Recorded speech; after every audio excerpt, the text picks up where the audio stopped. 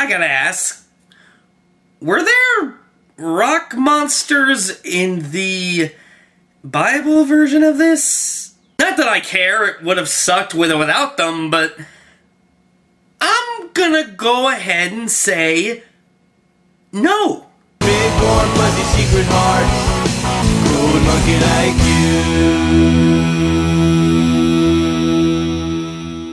So Noah is a film based on the Bible story of Noah building his ark at the behest of God to save 2 of every animal and, like a real man, lock himself up inside that bitch when the flood comes. Now, this was a film that I really wanted to see bad. I love Darren Aronofsky, love his work. The Fountain is one of my favorite films. So yeah, all around he's a perfect director, perfect writer.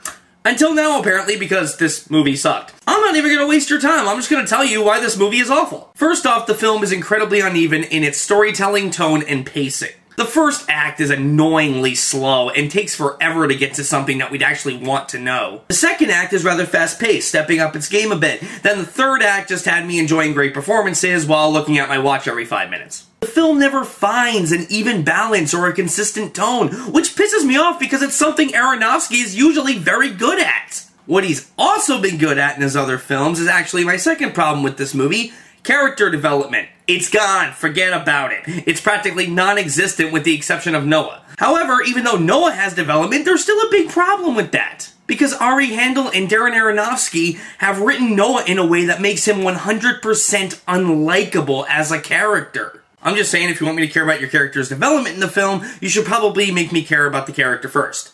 That, you know, does help. I mean, come on, Darren, you gave me Requiem for a Dream, Pi, Black Swan, The Fountain. I know you're better than this! Unfortunately, all the character development in this film takes a huge backseat to dumb story points and CG effects and creations so fucking bad that they pull you right out of the movie. If only they could have pulled me out of the whole damn theater.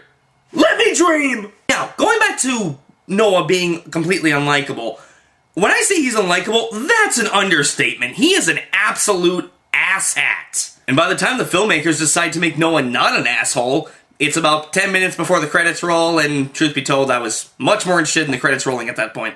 Now I understand that Noah does what he does at the behest of God, who is only referred to as the creator in this entire movie. He's not referred to as God, so for all I know, he's worshipping the fucking flying spaghetti monster, and either way, I don't give a shit. But I'm sorry, I refuse to get behind any character who puts serving God before his own family or any sort of common decency. I mean, isn't that part of the reason why we hate these assholes? Burn in hell, you bastard. He cares more about the animals than he does about the people who love him. He goes on and on in the movie about how he needs to protect the innocent and all that wonderful shit, and yet later on he leaves an innocent girl to be trampled to death when he had plenty of time to save her life. He accepts God's decision, I guess, to kill off man, which I don't even think makes any sense. I mean, we're still here, aren't we? But then just expects his family to go along with it. They don't even have a say in the matter. They're just gonna die. They're doing all this work just to die.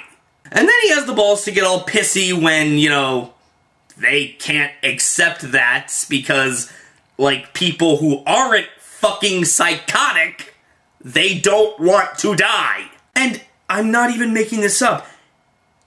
At the end of this movie, he attempts to slaughter 2 infants. Yeah.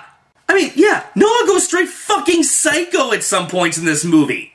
At some points, I didn't know if I was watching Noah or Jack from The fucking Shining.